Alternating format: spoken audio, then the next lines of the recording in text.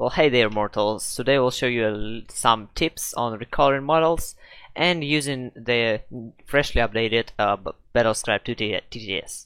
So a lot of people play Space Marines apparently, and a lot of people are interested in using repulsors, for example. You can find all of this stuff going into Adeptus Astartes, Space Marine Primaries and Extras. And they are called recolorable. That's a hard word for me. And indeed, you can recolor them. If you choose a model you wish to recolor, you look on the little note below, and you find compatible texture. Use the Reaver model. So you go here, or for some models like these planes, you go here. The one back adjacent to them. So you look, for example, I want to be salamanders. I go into the salamander back and I choose a Reaver. So what I should do now, I click custom. You can only see this button if you are in single player or you are hosting a multiplayer. I recommend doing all this stuff in single player. So you copy this image link, you'll press Ctrl C, and you go into the model you wish to recolor. Same way, you paste the link and click import. That's easy as that. You can do the same for dreadnoughts, for example. You just need to find a dreadnought model, and copy the link from it. Yeah, make sure you're using the correct model, because if you do stuff like this, use a dreadnought texture here, it would look really bad. Yeah, that's pretty easy, isn't it? And for planes, you just look for a salamander texture here. Here it is. Oh, you can even use the planes straight out of the back. So now there are a couple other factions like Necrons. I have shown how to recolor them in my first video. There's also stuff like Orcs. If you play someone like Orcs, you just go and look for a model in particular color. So stuff like Orcs have different models for Evil Sons and Goths and all these weird guys. Well, if you're an Orc, you probably already know that, but still. And now let's talk about stuff like, let me take fresh new table. Let's talk about Battlescribe 2 TTS. So I do have my ITC, well, not this, my ITC army saved. I made it using Battlescribe 2 TTS. If you don't know how to use it, watch my first video. You will find it on my channel. I only have like previous one and this one. So we will wait for them to load because of the Orcs I wanted to load previously. Well, I'm back, and it took a bit of time because of the giant amount of Orcs I tried to load on my PC. So this is my Necron list for 2k points, and if you don't know, you can hover over a model with your mouse if a model is created via Battlescribe 2 TTS, and press 1 on your numpad. If you don't have a numpad for some reason, you can go into controls and find scripting button 1 and just rebind it to whatever you wish. But yeah, if you have a numpad, just use the regular one. You press that button and it brings up this nice data sheet. So you can see all of the stats, the abilities and all that. But most importantly, you can outline a unit with the color you want. So you can easily see which model belongs to which unit. Even more, if it only shows up, the outline only shows up if all of the models are in coherency. If they're not, it will choose one which is closer to the center of the table. So, and that's it for Battlescribe. You can do stuff like this guy. You can see all of his abilities. Yep. And you can outline different guys with different colors, and it will look pretty cool, wouldn't it? Also, it counts the amount of models in coherency. So if you remove like 4 guys, it will only show 6, and if you remove more, it will only show 4. So that's actually cool. You can see how many guys are left there. And you can see the cost. If you're playing ITC, for example, and you're doing Marked for Death, you need to know the exact cost of a model, and you can just click and see the cost of the entire unit. Yeah, I've meant unit. Yep, I think that's it. If you have any other question, feel free to go into Discord, into TTS Warhammer and ping me. And thanks. Yeah, or just ask here. There are a shit ton of people who will answer you. And yeah, that's okay. The next tip is using the Gizmo tool. Sometimes you will need to move locked things like terrain, for example, if you don't want your objective to be stuck under them, and so on. So using the Gizmo tool, there's a bunch of tools in here. The basic one is move.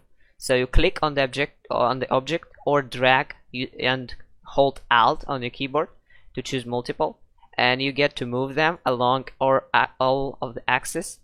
You can hold this little green square if you want to move it horizontally easily and freely like that.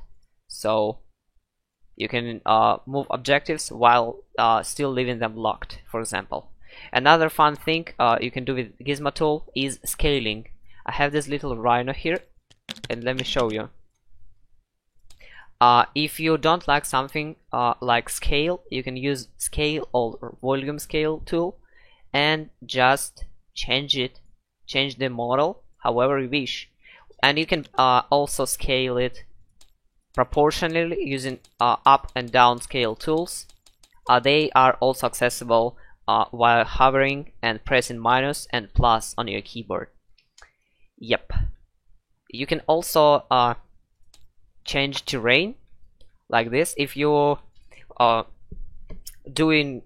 making your own map, for example, that would be really useful. Yep, you can change the volume scale pretty easily. You can do some really nice or weird shit with the terrain as you wish. And if I started talking about creating your own maps, that's pretty easy. You select the site, you go into here, and you need to find the matte image or use one of these. Well, luckily for you, I created this battle map collection. You can choose any battle map you wish. When you choose one, like this Mars one looks pretty cool, you right click, copy the link, copy image link, and paste it here, then apply.